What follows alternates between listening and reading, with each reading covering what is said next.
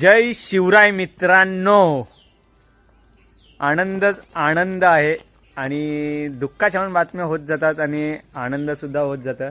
आणि आज इथे मी आलोय वाड्याजवळ, म्हणजे सिवर्धनला गेलेलो तसाच आलोय.